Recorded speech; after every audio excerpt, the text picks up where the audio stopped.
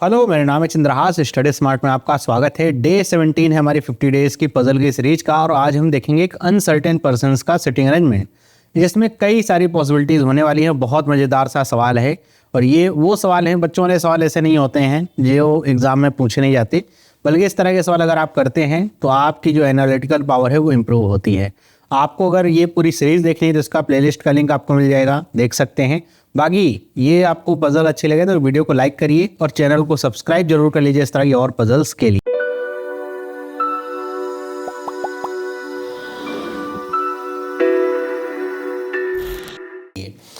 तो ये हमारे सामने पजल है।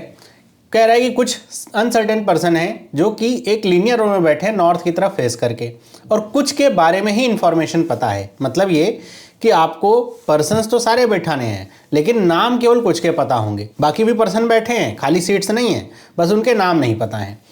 कंडीशन क्या कहती है कि नॉट मोर देन 2 नोन और 2 unknown person are sitting together. मतलब समझिएगा, इंटरप्रिटेशन अनसर्टेन में बहुत खास होता है, क्योंकि अगर आप गलत इंटरप्रेट कर लेंगे कंडीशंस को तब बहुत ही आपको चक्कर में पड़ जाएंगे।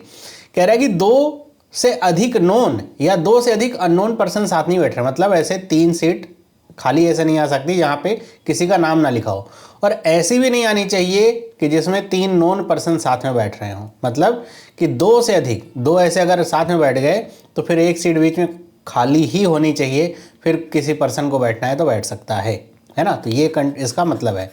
फिर कह रहा है कि total number of person are odd होंगे एंड बिटवीन 11 20। ध्यान रखिएगा, बिटवीन की बात जब होती है तो इसका मतलब यह है कि 11 नहीं हो सकता और 20 भी नहीं हो सकता। 20 तो ऐसे भी नहीं हो सकता, ऑड नहीं, लेकिन 11 भी नहीं हो सकता। क्या क्या हो सकते हैं? 13, 15, 17 या फिर 19। इन्हीं में से मतलब ज़्यादा से ज़्यादा 19 पर्सन हो सकते हैं इस रो में। अब आगे हैं फिर कंडीशंस। तो ये डायरेक्शन अगर आप अच्छे तरीके से समझ लेते हैं तो कंडीशन भी आप अच्छे तरीके से ही समझेंगे। तो स्टार्ट करते हैं। हम क्या करते हैं, एक काम मैं करता हूँ कि मैं आधा जो स्पेस है मैं यहाँ पे एक लाइन से खींच लेता हूँ, है ना। एक क्या 2-3 लाइन खींच लेता हूँ। पॉसिबिलिटी अगर होंगी तो हम उसे आसानी से टैकल कर पाएंगे या फिर उसे सॉल्व कर पाएंगे।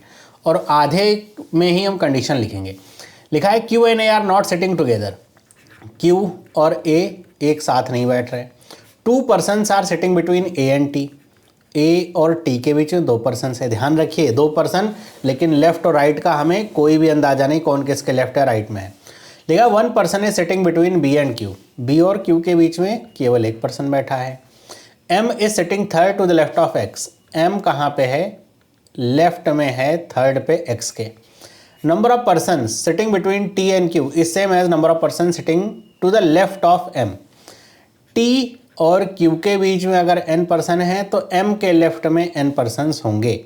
Number of person sitting to the right of q is prime number.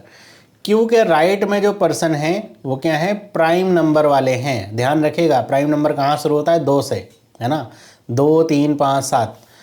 More than 4 person are sitting between b and x। b और x के बीच में 4 से अधिक पर्सन बैठे हुए हैं। t is sitting to the left of b। T कहाँ बैठा हुआ है? To the left of B. ध्यान से समझिएगा इसे, बी के लेफ्ट में ही टी हो सकता है। अब वो चाहे एकदम बाद हो और चाहे बहुत बाद हो, लेकिन लेफ्ट में होगा, बस इतनी सी बात है। Not more than 3 person are sitting between T and M. T और एम के बीच में 3 या 3 से कम पर्सन्स बैठेंगे। इसको लेकर के एक बार डाउट भी हुआ था एग्जाम में, जब बच्चे निकले थे एग्जाम देकर, वो कहते हैं एक क्वेश्चन गलत आया था पजल, उसमें भी ऐसी ही कंडीशन थी, उसमें नॉट मोर देन 2 था।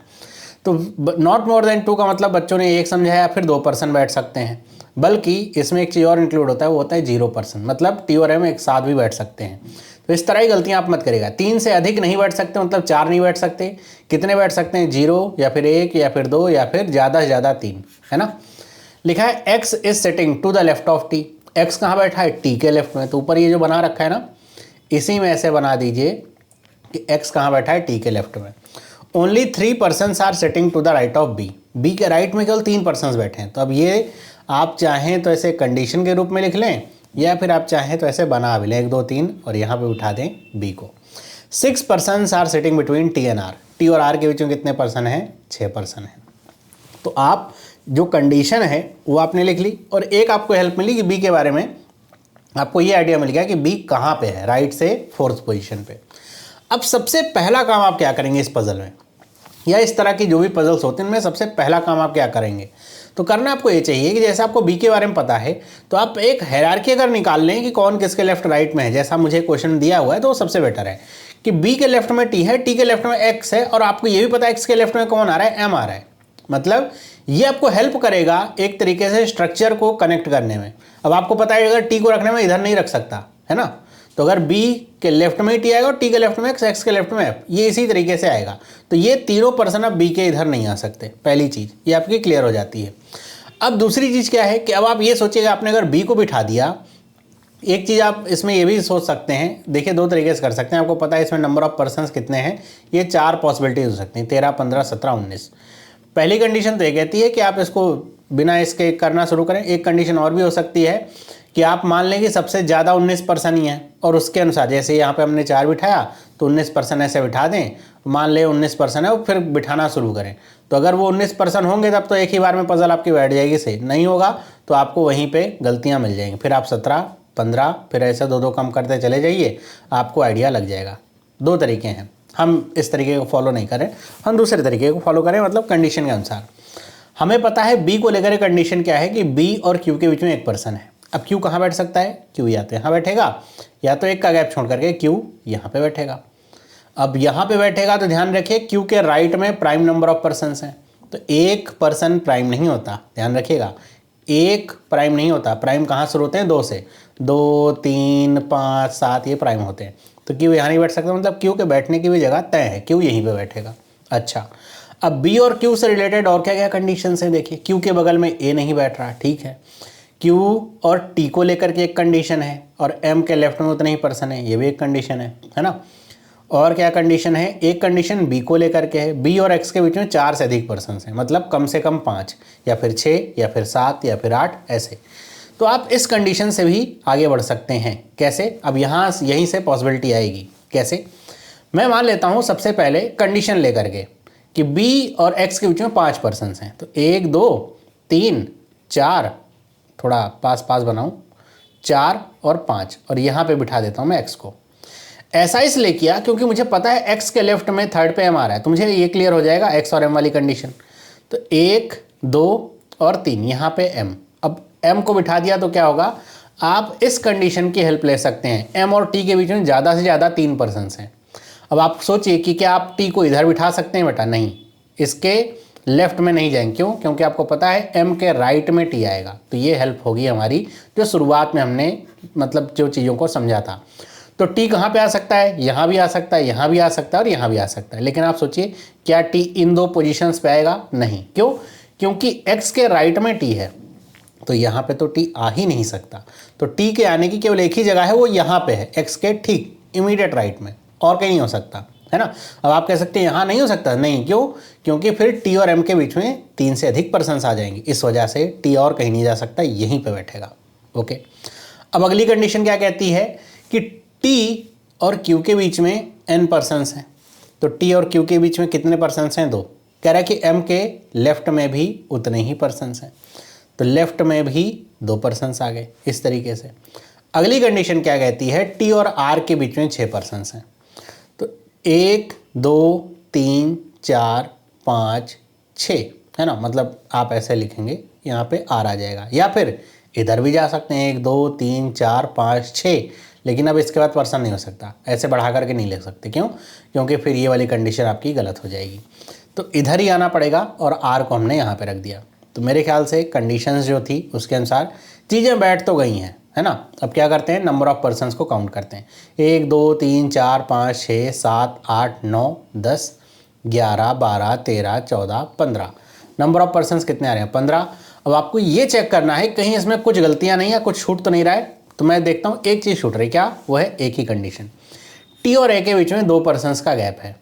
तो अगर मुझे टी को ए को बिठाना हो तो मैं 1, 2 का गैप छोड़ूं, इधर तो क्यों बैठा नहीं आ सकता, तो मैं 1, 2 का गैप छोड़ूं और ए को यहाँ बिठा सकता हूँ, क्या, हाँ, यहाँ पे मैं ए को बिठा सकता हूँ। अब इसके बाद क्या ये कंडीशन सारी पूरी हो गई, अभी एक चीज़ और चेक करनी है, वो क्या है, 2 से अधिक नोन, 2 से अधिक अननोन पर्सन वाली कंडीशन। आपको ये देखना है 3 सीटें लगातार खाली ना हो और 2-3 सीटें लगातार भरी ना हो। तो जैसे यहाँ पे देखिए 2 ही सीट है, मतलब 3 सीटें लगातार कहीं खाली मुझे दिख नहीं रही हैं, और 3 सीटें लगातार भी मुझे भरी हुई कहीं नहीं दिख रही हैं, है ना। जैसे यहाँ पे 2 लगातार है, यहाँ पर भी 2 लगातार है, लेकिन 3 नहीं, बीच में एक का गैप तो है ही। तो इसका मतलब ये कंडीशन भी आपकी फुलफिल हो रही। तो मेरे ख्याल से ये कंडीशन आपकी जो फुलफिल हो रही, ये जो पॉसिबिलिटी हमने मानी थी ये सही ही है। अब इसका और कुछ इटरेशन हो सकता है क्या, देखिए हम एक और कंडीशन बना सकते हैं इसमें कि हम बी को यहाँ पे बिठा ही रहे थे और क्यू की कंडीशन भी क्या है, फिक्स ही है। एक्स में जो हमने 1 2 3 4 5 का गैप लिया था, अब 6 का गैप ले लें। 1 2 3 4 5 6, यहाँ पे एक्स को बिठा दें। फिर 1 2 तीसरे नंबर पे एम को बिठा दें, और हमें पता है टी तो यहीं पे आएगा। अब टी और क्यू के बीच में 3 का गैप है, तो 1 2 3 यहाँ पे ऐसे एम के लेफ्ट में उतने ही पर्सन। अब आर वाली कंडीशन देखिए इसमें दोनों तरफ से लागू होगी। 1 2 3 4 5 6, यहाँ पर भी आर आ सकता है, या फिर 1 2 3 4 5 6 यहाँ पर भी आर आ सकता है, दोनों तरफ से। तो आर को आप यहाँ पे रख दीजिए अपनी सुविधा के लिए। ए को रखना है तो 1 2, ए यहाँ पे नहीं आ सकता क्यू के बगल में, तो 1 2 यहाँ पे आ जाए। क्या ये सही है? ये सही है? आप कहेंगे हाँ ये भी तो सही है, मतलब ऊपर भी सही, इसमें भी सारे पर्सन बैठ गए, ये भी सही। नहीं, ये सही नहीं। क्यों? इसमें यहाँ पर आपके सामने 3 सीट लगातार खाली हैं, या फिर यहाँ पर भी आपके सामने 3 सीट लगातार खाली हैं, तो ये गलत ही है। आप कह सकते हैं कि सर यहाँ वाली सीट को तो हम ऐसा कर सकते हैं, आर को यहाँ बिठा दें इस जगह पे, 1 2 3 4 5 6 यहाँ पे आर बिठा दें, तो ये तो सही हो गया। अब यहाँ पे 3 सीट खाली हो गई। वैसे तो एक बार भी ऐसा नहीं हो सकता, तो ये गलती है। अच्छा, इसमें एक चीज़ और कर सकते हो आप। क्या कर सकते हो कि सर हम ऐसा कर सकते हैं कि हम एक्स में 7 का गैप ले लें। तो एक चीज़ आप समझ गए होगे कि आप जितना ज़्यादा गैप छोड़ोगे, आपके लिए खाली सीट्स जो आ रही है, या फिर ऐसे सीट्स जहाँ पे कोई पर्सन बैठे हैं बस उसके बारे में पता नहीं है, उनकी संख्या आपको 3 से अधिक या 2 से अधिक मिलती जाएगी। जैसे 1 2 3 4 5 6 7 का गैप लेकर के एक्स को यहाँ बिठा दिया, 1 2 3 पे एम को बिठा दिया, और फिर यहाँ पे टी, तो 1 2 3 4 का गैप, तो ऐसे अपने 4 का गैप कर दिया। अब आर को चाहे आप इधर बिठाइए, चाहे आप आर को इधर तो खैर बिठा ही नहीं सकते मेरे ख्याल से। 1 2 3 4 5 6 का गैप, बी आ गया तो आर नहीं बिठा सकते। 1 2 3 4 5 6, आर यहाँ पे आ गया। और ए आप बिठाना चाहें तो चाहे यहाँ पे बिठा लें ए, और चाहे आप यहाँ पे बिठा लें। 2 कंडीशंस हैं। फिर भी आपके पास ये सीटें आ जाएंगी खाली, मतलब जहाँ पे पर्सन्स 2 से अधिक ऐसी सीटें हैं जहाँ पे पर्सन्स के बारे में पता नहीं है, तो ये भी गलत ही होगा। और इन सब के बावजूद आपको हमेशा चेक करते रहना है कि 19 से ज़्यादा मेंबर्स आपके नहीं होने चाहिए। जैसे इस कंडीशन मेरे ख्याल से 19 मेंबर्स होंगे। 1 2 3 4 5 6 7 8 9 10 11 12 13 14 15 16 18 19 मेंबर्स हैं। इससे ज़्यादा तो अब इटरेशन हो भी नहीं सकता कि हम एक स्कोर खिसका दें। तो यही आपका आखिरी हो सकता था, जो कि गलत ही है। तो आपको अननोन पर्सन वाले क्वेश्चंस को करने के बाद भी बहुत सारे चेक्स होते हैं जो कंप्लीट करने पड़ते हैं, वरना आप गलत कर ले जाएंगे क्वेश्चन और उसके बाद आपको लगेगा कि हमने सही तो किया है, कुछ गलती कैसे हो सकती है। तो बहुत छोटी छोटी चीज़ें आपको चेक करनी पड़ती, तभी आप कह सकते हैं कोई क्वेश्चन कि अच्छा ये अब करेक्ट है, एकदम करेक्टली बन गया है ना। तो ये है इसका सही जवाब। आई होप आपको ये क्वेश्चन करने में समझ में आएगा कैसे किया जाता है इस तरह के क्वेश्चंस को, और क्या क्या गलतियाँ आप कर सकते हैं एग्जाम में, वो भी आपको समझ में आई होंगी। बाकी इस तरह की और वीडियोस के लिए चैनल को सब्सक्राइब जरूर कर लीजिए, और वीडियो अच्छा लगे तो वीडियो को लाइक करिए। मिलते हैं अगले वीडियो में। सभी लोगों को बाय।